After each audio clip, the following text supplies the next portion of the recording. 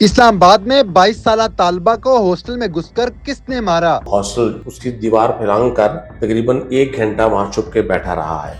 वो जबरदस्ती उस रूम में दाखिल हुआ।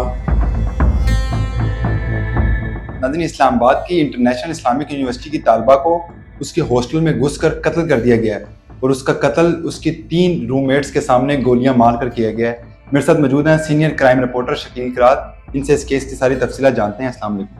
वालेकुम सलाम। सर बताएं, एक स्टूडेंट को उसके हॉस्टल में घुसकर कत्ल कर दिया, वाकया कैसे रूनमा हुआ? देखिए, इस तरह के वाकयात तो वैसे नहीं होते। किसी हॉस्टल में घुसकर किसी तालिब इल्म को, इस तरह खास तौर पर नौजवान लड़की को मार देना, ये बड़ी एक डिफरेंट स्टोरी है। और जो उसके भाई, लड़की जो है ईमान फिरोज़, उसका ताल्लुक मानसेरा से है। उसके भाई ने जो FIR दर्ज कराई है उसमें ये मौक़िफ़ इख्तियार किया है कि 2 रोज़ कबल रात 12:15 बजे तकरीबन वो जो नौजवान जिसकी उम्र 25 से 26 साल बताई जा रही है, वो हॉस्टल प्राइवेट जो था G10-1 में, उसकी दीवार फैलांग कर कार पोर्च में तकरीबन 1 घंटा वहाँ छुप के बैठा रहा है।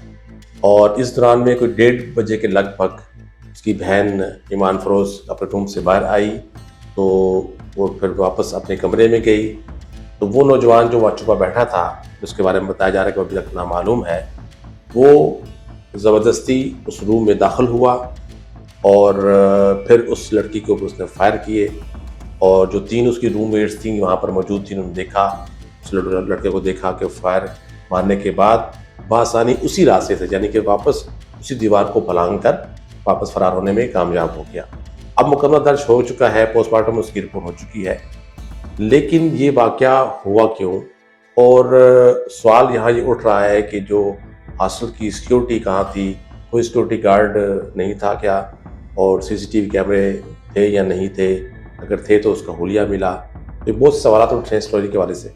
उसका हॉस्टल यूनिवर्सिटी का नहीं बल्कि प्राइवेट था, लेकिन सोशल मीडिया पे चल रहा है कि वो हॉस्टल यूनिवर्सिटी का ही था। नहीं, ये प्राइवेट हॉस्पिटल है G10-1 में।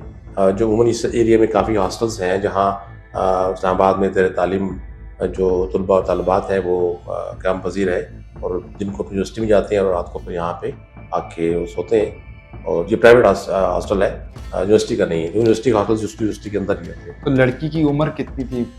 21-22 साल बताई जा रही है उसकी उम्र। और जो नौजवान जिसने उसे गोलियां मारे कत्ल किया है, उसकी उम्र 25 से 26 साल बताई जा रही है। और वो मौके से फरार हो गए, लेकिन कह रहे हैं कि जो लड़कियां वहाँ मौजूद थीं, 3 जो कि मौके की गवाह भी हैं, चश्मदीद गवाह भी हैं, तो उन्होंने उसको देखा है और वो अगर सामने आए तो वो उसको पहचान नहीं सकेगी। तो को पता चल सका है कि उस को कितनी गोलियां मारी गई हैं? देखिए, 2 गोलियां उसको मारी गई हैं और जब गोली मार के फरार हुआ है तो उसके बाद उसको हॉस्पिटल ले जाया गया लड़की को।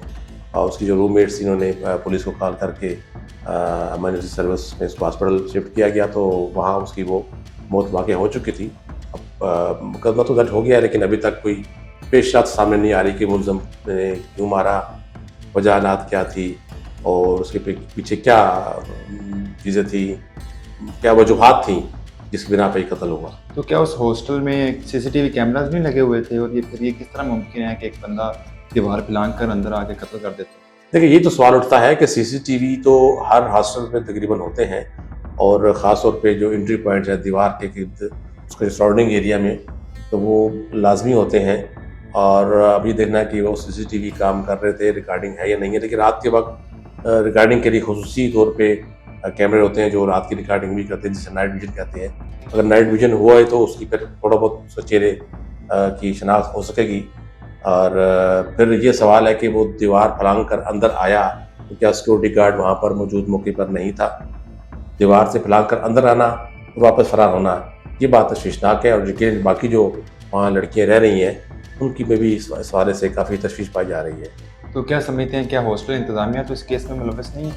देखिए, ये तो पुलिस का इन्वेस्टिगेशन का काम है, तो वो हर पहलू से इसकी इन्वेस्टिगेट करेगी। इसकी रूममेट्स से इसकी पूछताछ होगी, इसके बाकी जो क्लास मेट्स हैं उनसे पूछताछ होगी, हॉस्टल की इंतज़ामिया, सिक्योरिटी गार्ड, बाकी जो साथ वाले कमरों में रहायश पजीर लड़कियाँ हैं उनसे भी यकीनन पूछताछ होगी। तो एक प्रोसीजर है। और यकीनन फिर लड़की का जो मोबाइल है उससे भी कुछ मालूमात लेने की कोशिश की जाएगी कि उसका रब्ता किससे था, क्या मैसेजिंग हो रही थी या नहीं हो रही थी, कोई बातचीत चल रही थी किसी के साथ, क्या इश्यूज था।